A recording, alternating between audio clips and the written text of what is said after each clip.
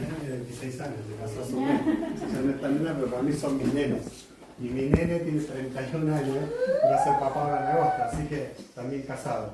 La sangre tiene tanta fuerza, tanto poder, que cualquier cosa que hagan nuestros hijos malos, ¿qué hacemos nosotros? Lo pasamos por alto, ¿o no? Nos enojamos un ratito, lo pasamos por alto. Ese es el poder de la sangre. Y el poder de la sangre de Cristo tiene tanta fuerza que nos une de tal manera que estemos donde estemos, nos reconocemos entre nosotros, somos un pueblo, más allá de un pueblo somos una familia. Y no importa, también muchas veces no sabemos ni el apellido, porque ustedes no se van a acordar ni siquiera de mi cara, algunos se van a acordar de mi cara y la nariz. Eso sí, la nariz sí, pero lo importante de ser familia en Cristo, ¿no? Estemos donde estemos, en el lugar donde nos encontremos, y aún congregados en la denominación que estemos congregados, si somos de Cristo, le pertenecemos a esta gran familia, la familia eterna de Dios. Y cualquier cosa que pase siempre hay un auxilio, siempre hay alguien que puede auxiliarte. ¿Por qué? Porque Dios hace así. Dios tiene una familia justamente para que podamos estar creciendo, sosteniéndonos. Y quería hablar justamente esta noche de un pasaje de la Biblia que está en 1 de Juan. Iba a leer también otro que está en Proverbios, pero vamos a leer 1 de Juan y después vamos a ir a Proverbios. Y es un pasaje que nos hace a nosotros sentar y sentirnos en el lugar donde Dios nos puso a cada uno de nosotros. 1 de Juan capítulo 3, versículo 1. Solamente ese versículo por ahora. Lo leemos todos juntos, todos tienen Biblia. Puede ser Biblia digital, puede ser Biblia de papel. Y el que no tiene, comparta con el que no tiene, por favor. Ahí está. Acuérdense que somos familia, y como familia debemos compartir aún una Biblia. 3:1. ¿Están todos preparados ya para leer?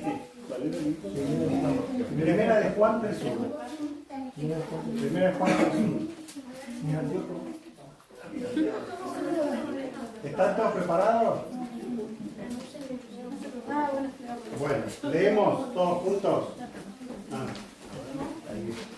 Mirad cuál amor nos ha dado el Padre para que seamos llamados hijos de Dios. Por esto el mundo no nos conoce, porque no le conoció a Él. Ahora leamos en voz alta todos. Mirad cuál amor nos ha dado el Padre para que seamos llamados hijos de Dios. Hasta aquí por ahora. Y nosotros como hijos de Dios, como no los conozco a ninguno, en realidad no los conozco a ninguno, a Mario y a su esposa los conocí ayer, me estaban esperando en su casa, pero no tengo conocimiento de sus vidas, cómo hacen, qué hacen, cuántas veces a la semana vienen, cómo están congregados, tampoco el resto de ustedes. Por eso tengo la libertad de poder hablar con ustedes de esta manera. ¿Qué pensamos nosotros de ser hijos de Dios? Y bueno, a veces podemos pensar de que el ser hijos de Dios nos trae la alegría de estar juntos, que es verdad, que es muy bueno. Pero nos trae mucho más que eso. Y para eso vamos a ir a por lo menos tres pasajes de la Biblia, para saber de que cuando el apóstol Juan les escribe y nos dice, mirad, es para que nos detengamos. Detengámonos un poquito. Detengámonos en este tiempo donde la gente está alocada, donde la gente corre de un lado para el otro, tratando de obtener tal vez mejoría en su condición social, su condición material, y que muchas veces también busca mejoría en su condición espiritual, aunque muchas veces no la puede hallar.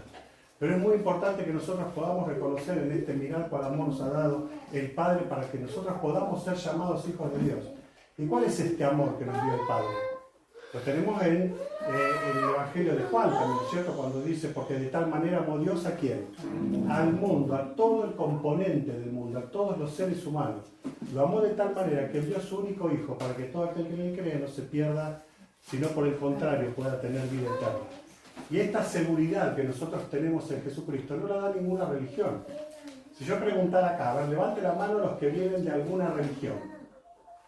¿Quién viene de alguna católica? ¿Cuál fuere? No importa. Y los otros no vienen de ninguna religión, de ninguna fe, una fe anterior. Todos nacieron en el Evangelio. Yo cuando era joven. Ibas esporádicamente. O tenías por herencia una religión. No, mi tío era testigo de Jehová. Bueno. ¿Alguno más viene de alguna religión? ¿Cuenta la iglesia pentecostal? Todas. todas las religiones. La evangélica también es una religión, porque es tomada como tal. O sea, las religiones, llámese como se llame, y fuera cual fuera, en el lugar donde estuviera, todas las fe son reconocidas como religiones. Todas las confesiones de fe son reconocidas como religiones. Toda religión, en su esencia, trata de enseñar, a excepción de una, que es el satanismo, trata de enseñar que la persona pueda llegar a la bondad, al espiritualismo, a la plenitud en la vida, en el crecimiento, ¿no es cierto? A estar bien con el éter, con los astros, porque es así, con la tierra, y aún, por ejemplo, en muchos lugares está el creer en la Pachamama como la madre tierra, y entonces uno es uno con el universo y uno con la tierra, pero son todas religiones. Ahora, cuando uno cree en Jesucristo, como Salvador personal, el Señor Jesucristo compara a la religión con la fe. Y la fe no tiene que ver con la religión en el sentido de la salvación. El Señor Jesucristo decía, la religión pura y sin mácula, ¿cuál es? Que atienda a las viudas y que ocupe de los huérfanos. O sea, es la práctica del día a día. Pero la salvación no viene por ninguna religión. En la ética puede ser moralmente muy elevada. La religión puede tener una ética y una moral muy elevada, pero no se eleva tanto como para llegar al cielo y tener aceptación delante de Dios. Acá Dios lo que está diciendo por medio del apóstol Pablo, del apóstol Juan, está diciendo, paren, miren el amor con cual Dios nos amó para que nosotros podamos, a través de ese amor demostrado en Jesucristo, quien murió por nosotros en la cruz, derramando hasta su última gota de sangre, murió en nuestro lugar, murió en un lugar que nosotros no podíamos ocupar. Y entonces Él nos otorga la salvación en forma gratuita. Por eso la Biblia dice, por gracia sois salvos, por medio de la fe. Y esto no es de ustedes, no es un don de ustedes, sino es una obra, un don de Dios. Para que nadie se gloríe, que diga, bueno, yo me salvo por mí mismo. No hay nadie que se pueda salvar por sí mismo. Entonces Dios nos empieza a introducir en la verdadera fe. La verdadera fe no es la fe evangélica. La verdadera fe es la fe cristiana. Es completamente diferente. Yo vengo de este mundo musulmán que les comentaba hace un rato. Nací en una casa musulmana, toda mi familia musulmana, padres, hermanos, tíos, abuelos, de parte de los dos, padre y madre, primos, todos musulmanes. Y nunca había escuchado sobre este cristianismo que hoy conozco, porque estudié en el Instituto Argentino Árabe Islámico, o sea, ni siquiera tenía contacto con católicos, ni cristianos, ni ninguna otra denominación cristiana. Y yo comprendí en un momento determinado, después de leer la Biblia, de escuchar mucho tiempo también el mensaje de salvación, que la religión está por fuera de la relación. Una cosa es una religión que me impone en un formato, y otra cosa es una relación directa con Dios.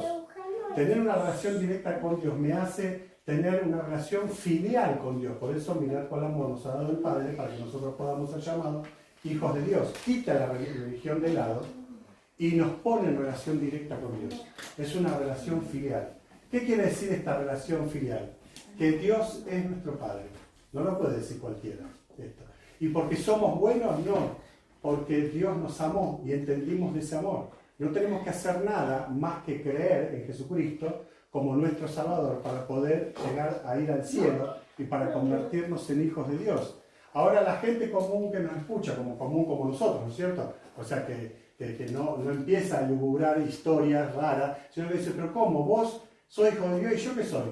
Es una criatura, todavía no es hijo de Dios. Si no cree en Jesucristo como Salvador personal, no hay forma de que se convierta en un hijo de Dios, porque el único camino al Padre es Jesucristo.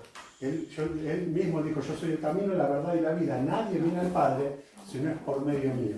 Y ahí encontramos una condición nuestra, que somos hijos adoptivos, no hijos por derecho. ¿Cuál es la diferencia de hijos por derecho? El hijo por derecho tiene en forma sanguínea un lazo que no se puede romper en absoluto. O sea, ni siquiera se elige. Yo cuando tuve mis hijos no elegí la forma de mis hijos, el formato de mis hijos. Y yo no elegí amarlos, aunque los amé desde el vientre, que estaba en el vientre de mi esposa. Pero cuando nosotros adoptamos a alguien, elegimos el formato. Porque vamos y vemos un niño o una niña que necesita adopción y los abrazamos y decimos, lo quiero para mí. Conozco un hermano en Buenos Aires, el hermano Ricardo Vicio, que es el hermano de don Carlos Vicio, el papá de Ceci y de Silvana, que se congrega acá. Ricardo adoptó a 5 hijos, tuvo 3 naturales y 5 adoptados. Y los adoptó y los quiere tanto como nosotros. Y tanto los unos como los otros le dieron dolores de cabeza a Ricardo, ¿no es cierto? Con Dios pasa algo parecido. El único que no le dio dolor de cabeza es el hijo sanguíneo, o sea, el hijo por derecho, que es el Señor Jesucristo. Quien nos da el derecho a nosotros para poder entrar al cielo y ser parte de esta familia eterna de Dios, el Señor Jesucristo y nosotros adoptivos. Ahora, quiero compartir con ustedes estos 3 pasajes que les decía recién, para que comprendamos las 3 bendiciones que nosotros tenemos y cómo podemos disfrutarlas. Vamos a ir primero de ellos a Génesis capítulo 49, versículo 25. Alguien que lo busque y lo encuentre, por favor. Génesis 49, 25.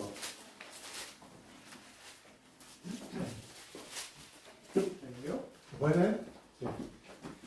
Por el Dios de tu Padre, el cual te ayudará, por el Dios omnipotente, el cual te bendecirá con bendiciones de los cielos de arriba, con bendiciones del abismo de abajo, con bendiciones de los pechos y de los vientres.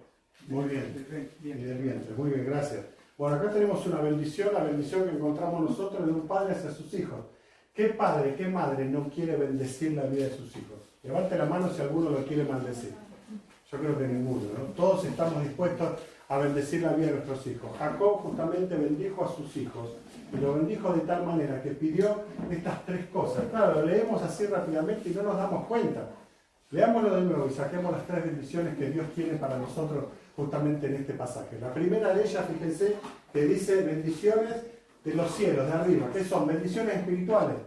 Cuando nosotros tenemos de parte de Dios bendiciones espirituales, que nos ayuda a poder vivir de la manera que Dios quiere, aunque las cosas muchas veces nos vayan contrarias o sean contrarias a lo que esperábamos nosotros. Y esas bendiciones espirituales nos hacen vivir en paz. Por eso que la Biblia expresa también que la paz de Dios que sobrepasa todo entendimiento guardará vuestros corazones y vuestros pensamientos en Cristo Jesús. ¿Por qué lo hace? Porque es nuestro Padre Celestial. O sea que la bendición que todo padre quiere para sus hijos se potencia justamente en un padre que quiere bendición para sus hijos, que ese padre o esa madre es un padre creyente o cristiano o que tiene a Cristo en su corazón y sabe de que Dios viene en todas las cosas. Ahora la segunda bendición, ¿cuál sería? Con bendiciones del abismo que está abajo, y ahora me van a decir del infierno. No se refiere ahí la palabra al abismo en sí, se refiere ¿al mundo? A la profundidad de las aguas. muy bien, a las profundidades, al alimento, al sustento, al conseguir el deseo de un padre que tenga sustento en tu vida, que vos estés sostenido. La expresión de la palabra es: no he visto al justo desamparado ni su descendencia que mendigue, ¿qué cosa? Pan. Los hijos de Dios jamás mendigarán pan. ¿Por qué? Si creemos que Dios va a obrar de esta manera. Porque Dios es nuestro Padre, gracias, y prometió justamente esto. Ahora tenemos que tener una opción definida y definitiva en creerle o no. Cuando no le creemos, vamos a pasar necesidad. ¿Por qué? Porque no ponemos los ojos en Jesús, como dice Hebreos capítulo 12, versículos 2 y 3. Si nosotros ponemos nuestros ojos en Dios, nosotros vamos a tener el sustento, el amparo, bajo la condición de todo lo que necesitáramos nosotros para poder subsistir. No sé si ustedes escucharon una vez, no sé, Mario, le habrás dicho a alguno acá, o cualquiera de los que están acá como responsables: hermano o hermana, confíe en Dios. Necesita algo, pídaselo a Dios, no se lo pide a los demás, pídaselo a Dios. Y vos podés decir: bueno, pero yo tengo que manifestar a la gente o a alguien que está a mi lado que yo tengo una necesidad. No, es el peor error que podemos cometer. Con mi esposa nos casamos hace 33 años, en el año 1990, febrero de 1990. Nunca le pedimos nada a ninguna persona, ni siquiera a nuestros padres, porque decidimos ya en nuestra juventud pedirle todo lo que necesitáramos a Dios, que Él iba a solventar todo lo que necesitaríamos. Y fue así. Yo puedo decir que en estos 33 años jamás Dios nos dejó a pie, como dicen algunos, ¿no es cierto?, en el pensamiento. Nunca Dios nos dejó faltar absolutamente nada. Y por el contrario, Dios siempre proveyó en abundancia. Ahora, esto no quiere decir que nosotros prediquemos el Evangelio de la abundancia, que Dios te va a dar millones y Dios te... No habla de esto la Biblia. Está hablando del sustento, de lo que necesite. Lo que necesite es para estar cerca de Dios. Porque muchos tal vez tienen el sustento y confían en su bolsillo. Entonces lo tienen a Dios solamente como un amuleto, como para confiar en Él cuando solamente necesitan. Ahora la tercera bendición, dijimos la primera era la espiritual, la segunda era la material, la provisión diaria, ¿no es cierto?, de todo lo que necesitamos. La tercera, con bendiciones de los pechos y del vientre. ¿Qué cosa está hablando? De la familia que fructifica, de la madre que procrea, que tiene hijos. Y yo creo que en este tiempo donde esta ley del aborto que nos hizo tanto mal a los argentinos y esta ley del aborto que quiere estar en todo el mundo para que la gente deje de tener familia y que pensemos que el niño no se mata en el vientre porque no es un niño, y nosotros sabemos perfectamente que es un niño desde que es engendrado. Ya es una criatura con alma, con espíritu, cuando está en el vientre de la persona. Y entonces esa persona que ya tiene su ADN completo, nos hace pensar a nosotros que es el fruto del cual habla justamente esta promesa, que va a fructificar, que va a hacer que esta persona sea bendecida y bendiciendo a otros también. ¿Y qué bendición más grande puede tener una madre que sea más importante que un hijo? No lo hay, creo que no hay. Si yo le preguntara a una madre aquí que sea consciente y coherente de que es madre, ¿hay algo más importante que un hijo? Darían la vida, ¿o no? Los padres daríamos la vida. Se enferma un hijo, yo lo primero que le digo, a veces hasta oramos inconscientemente, Señor, que me venga a mí esta enfermedad. Muchas veces nos pasó, cuando mi hijo tuvo 12 años, tuvo meningitis. Estuvo en terapia intensiva 72 horas, muy grave, y la doctora nos había dicho lo más probable es que parta, o lo más probable es que quede muy mal. Y bueno, nosotros orábamos y decíamos, bueno, Señor, no sé, no te podemos agradecer por esta situación. Porque uno no puede ser tampoco tan inconsciente de decir, bueno, yo agradezco aunque el Señor se lo lleve. No, porque somos hombres y mujeres naturales, hechos de carne y hueso, y sentimos, y nos dolemos. Y tenemos que orientarnos justamente, aunque espiritualmente, de acuerdo a lo que Dios hizo con nosotros. Entonces, en la pérdida de un hijo, en la enfermedad de un hijo, todos nosotros sufrimos. Y era tanto el dolor que nosotros veíamos a nuestro hijo sufriendo, aún estando inconsciente en la terapia intensiva, que yo oraba, Señor, pasámelo a mí. Como si Dios no fuera malo. Entonces, bueno, te dejo de castigar a vos y empiezo a castigarte a vos, Marcelo. Y claro, hasta que yo comprendí que no era así la ecuación de Dios. Pero a veces no entendemos que a los que Dios aman todas las cosas ayudan a bien, aunque no la comprendamos. Porque decíamos anoche, estaba Leandro con nosotros en la reunión de varones, ¿cómo podemos comprender y explicar sobre todo, que no tiene explicación, que Dios se lleve un hijo de 7 años y que una familia que estaba feliz pierda a uno de los niños que tenía en su casa? No lo podemos explicar. Entonces no nos podemos poner en el lugar de Dios tampoco. En ese momento tenemos que silenciarnos. En este momento tenemos que enmudecer y no hablar, estar al lado de la persona que sufre, solamente eso, sin justificar absolutamente nada. Porque cuando nos convertimos en habladores de Dios, que todos somos consejeros cuando no nos llaman, nos pasa lo que le pasó a Job. Mientras estuvieron silenciosos sus amigos al lado de Job, todo venía bien. Cuando empezaron a hablar, le embarraron. Todos, los 4, embarraron la cancha, ¿no es así? Ahora, vamos a la segunda lectura, Números capítulo 6, versículo 23 al 27. Quien lo encuentra, por favor, lo lee. 6, 23 al 27.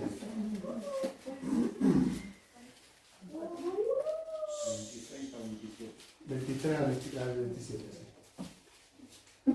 Dice Jehová, habló a Moisés diciendo, habla a Aarón y a sus hijos y diles, así bendeciréis a los hijos de Israel, diciéndoles, Jehová te bendiga y te guarde. Jehová haga resplandecer su rostro sobre ti y tenga de ti misericordia. Jehová alce sobre ti su rostro y ponga en ti paz. Y pondrán mi nombre sobre los hijos de Israel y yo los bendeciré. En primer lugar hablábamos de la provisión o el deseo de la provisión de un padre para sus hijos. Una provisión espiritual, una provisión material y una provisión del alma también, ¿no? Porque lo que nos relaciona a nosotros como seres humanos es el alma, que nos hace interrelacionarnos. Pero acá está hablando de una bendición del pueblo, de parte de Dios, del pueblo de Israel. Y entonces termina diciendo: Jehová haga resplandecer sobre ti su rostro, que está hablando de protección. Ahí no solamente habla de provisión, sino que habla de protección. Y nosotros tenemos una protección especial que no tiene cualquiera. Estamos protegidos bajo el amparo de Dios, como dice el Salmo 91. El que habita al abrigo del Altísimo morará bajo la sombra del Omnipotente. Diré yo a Dios, Dios mío y Señor mío. Cuando nosotros entregamos nuestra vida al Señor Jesucristo, nuestra vida cambia de tal manera que estamos protegidos por Dios. Pero no protegidos en el cotidiano solamente, sino estamos protegidos, nuestra alma, nuestro espíritu está protegido. Porque nosotros no morimos, sino que dormimos. Sí, morimos, vamos en un cajón como todos. Pero en realidad el cristiano, el creyente en Cristo muere, y no muere, sino que duerme. ¿Cómo es eso, que muere pero duerme? Bueno, el cruzar el río, como dice el salmista, diciendo: Jehová es mi pastor, no me faltará, en lugares dedicados pastos me hará descansar. Dice: cuando ande en valle de sombra y de muerte, tú estarás conmigo. Cuando cruce ese valle de la sombra y de muerte, Dios me va a sostener. Hay un pasaje en la Biblia, en Lucas, que dice que cuando muere una persona, los ángeles le llevaron al seno de Abraham. No voy a hacer teología en este momento ni exégesis en decir, bueno, en realidad era el paraíso y otros dicen que es la antesala del cielo, el cielo mismo. No lo voy a hacer, no es el momento. Pero sí sé, bajo la condición de lo que el mismo Señor enseñaba, de que Dios cuida la muerte de sus hijos, porque lo dice también la Biblia. Y entonces nosotros podemos pensar que cuando nosotros teníamos temor a la muerte, que es lo que a mí me pasaba, tenía temor a la muerte, cuando creí en Cristo, ese temor se desvaneció, desapareció. ¿Por qué desapareció? Porque Dios prometió estar conmigo hasta el fin del mundo. O sea, hasta el final de mis días, está diciendo. La promesa es esa: Dios está conmigo hasta el final de mis días. O sea que me llevará más aún allá de la muerte. O sea, de esta tierra, de eternidad, pasaré con Dios en mi vida, en mi corazón. No me da temor la muerte. Y siempre lo hablo con mis hijos, y mis hijos me dicen: no hables, papá, de la muerte. Pero hijo, usted tiene que estar preparado porque en cualquier momento papá y mamá tienen que partir. Será en un año, 2, 10, 20, 30. La ley natural del ser humano es que partan primero los padres y después los hijos. ¿Es así? Entonces debemos preparar a nuestros hijos. Y aunque sean creyentes en el Señor, ellos no quieren que le hablemos de este tema, pero lo tenemos que naturalizar. ¿Por qué? Porque nosotros tenemos dos casas. Yo soy recontra rico, tengo mucho. Una que es muy pobrecita acá en Buenos Aires, en Morón, y la otra que es plenamente rica en el cielo, que es la casa de mi Padre Celestial. Juan capítulo 14. Comienza diciendo: no se turbe vuestro corazón, creéis en Dios, crean también en mí. En la casa de mi Padre muchas moradas hay. Voy pues a preparar lugar para vosotros, para que donde yo esté, vosotros también estéis. Corremos unos versículos más adelante de ese mismo capítulo y vuelve a decir el Señor: no se turbe vuestro corazón ni tengan miedo. No tengan miedo, porque nosotros somos ciudadanos del cielo. Por lo tanto, tenemos dos casas. En la tierra una, y nos espera otra mucho mejor en el cielo. Y el Señor les hizo cambiar el semblante a los discípulos cuando les dijo: no se turben, muchachos. En la casa de mi Padre, que es la casa de tu Padre también. Juan, Pedro, Jacobo, es la casa del Padre de ustedes. Y entonces a ellos cayeron en sí. Y les dijeron: qué tontos que somos, ¿no? No está escrito eso. Eso es completamente apócrifo, agregado por mí. Qué tontos que somos. Nos estamos turbando y somos ciudadanos. Tenemos una casa en el cielo. No hay muchas casitas. No hay varios castillos. No es una ciudad como nosotros creemos. Si bien Apocalipsis 21 habla de la nueva Jerusalén, la ciudad, una ciudad nueva. Está hablando de la casa de Dios, que es nuestra casa, nuestra propia casa. La casa del Padre de Jesucristo es la casa de nuestro Padre también. Ahí vamos a ir a vivir. No sé la habitación que nos dará a cada uno, pero estando en la casa del Padre, creo que todos vamos a estar tranquilos. ¿Es así?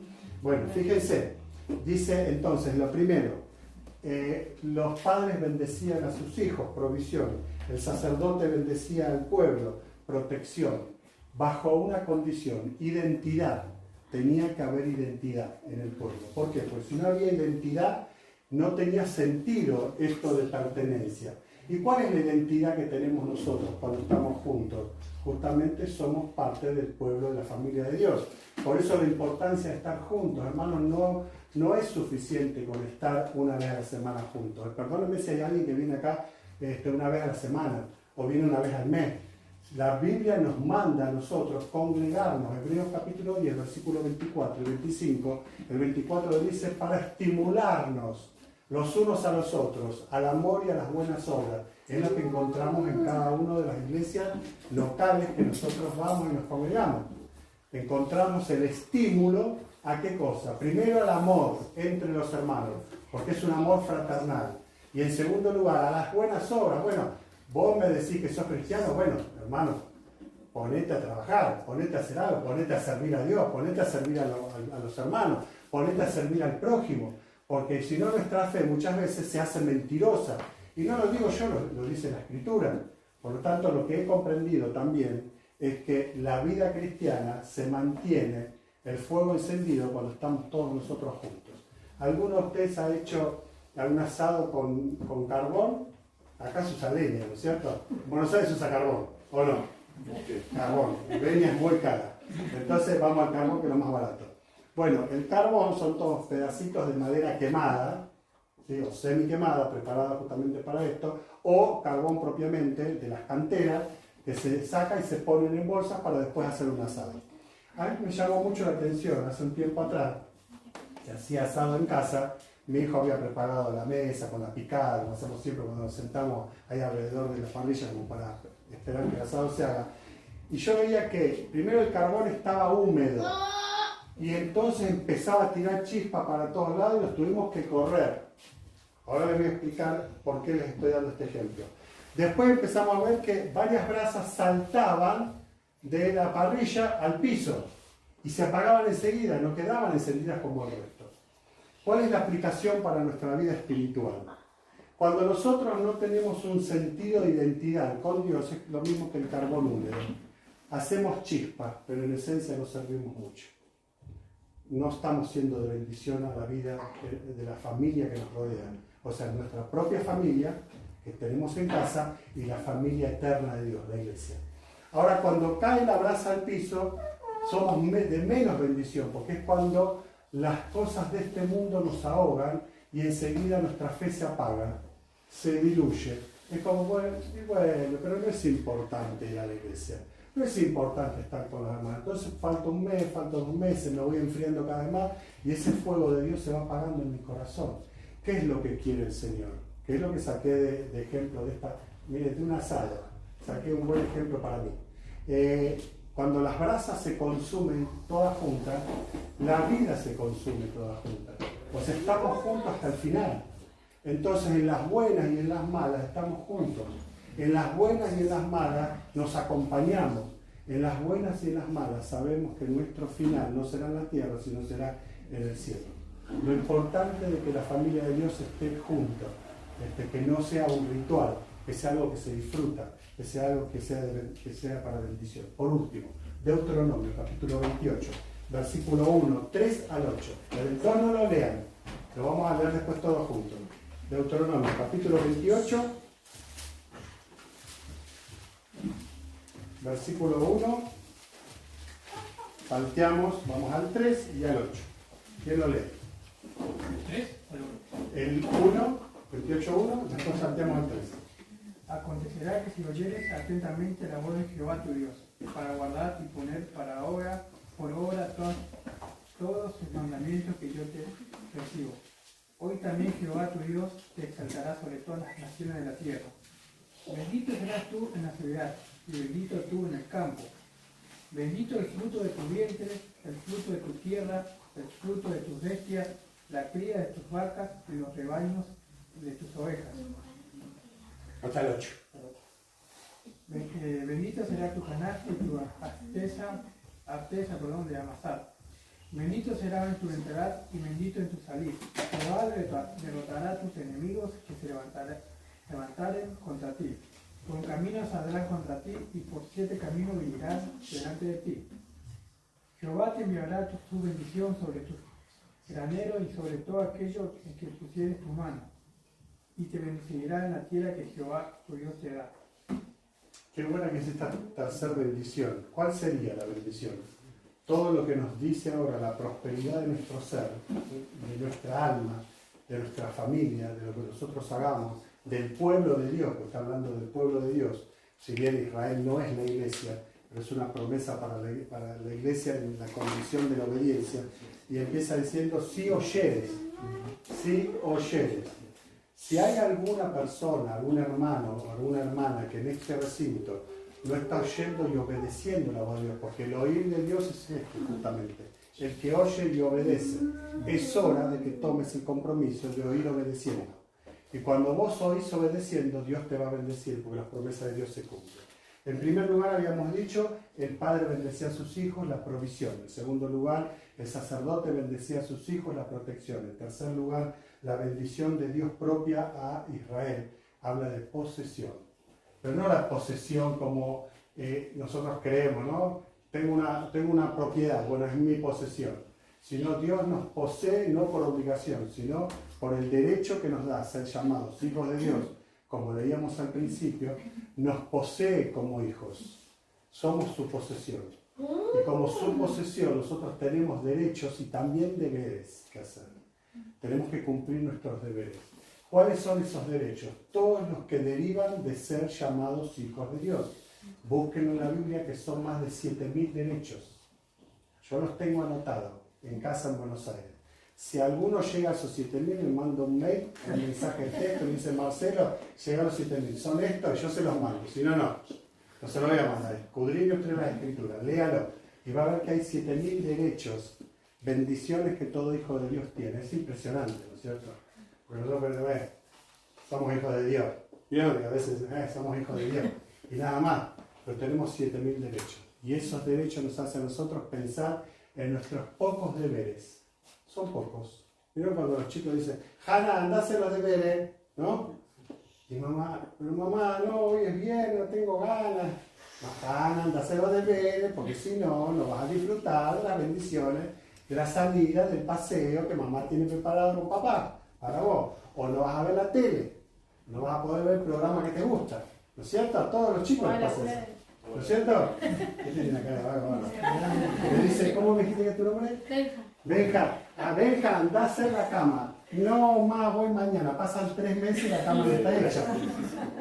¿No es cierto? Todas las zapatillas debajo de la cama, un olor a pata impresionante, y Benja nunca hizo caso a mamá. Y después esos deberes no cumplidos hace que no disfrutemos nuestros derechos. Cuando nosotros cumplimos los 3 o 4 deberes que tenemos, uno de ellos es oír y obedecer la palabra de Dios, otro de ellos es congregarnos. Congregarnos es un deber. ¿Por qué? Es un deber para que el pueblo de Dios no se apague el fuego. Imagínense, hay 20 brasas, 30 brasas y 10 están caídas en el piso. ¿Cómo hacen las otras para sostenerse? Es medio complicado, ¿no? Es bueno estar juntos. Por eso el Salmo 133 dice, mirad cuán bueno y cuán delicioso es estar los hermanos juntos peleándose todo el día. Ah, no, es cierto, no es bonito. Es que yo tengo otra versión. Viste que ahora las versiones cambian mucho las traducciones. Termino con esto. Hermanos queridos, mire, yo aprendí en mi vida cristiana que no hay nada mejor que estar con otro cristiano. Puedo disfrutar estar con mis primos musulmanes, con otros. Puedo disfrutar mucho, ¿cierto? Pues son familia también. Pero no hay nada mejor que estar con alguien que entiende cuando yo le digo, oramos a nuestro Padre, o hacemos una oración a Dios pidiendo por tal cosa, o, che, ¿qué te parece a vos que Dios nos promete o nos dice tal cosa en la Biblia? O, ¿cómo puedo solucionar este problema que tengo? Un amigo del mundo te va a decir qué cosa. Y bueno, dejala y salí con otra, o no. Y probá con 10 y después casate. Después de probar, cuando la Biblia habla completamente lo contrario. O por ahí te dicen, anda a un psicólogo para que el psicólogo te arregle toda tu locura, pensando que el psicólogo pobre es mago.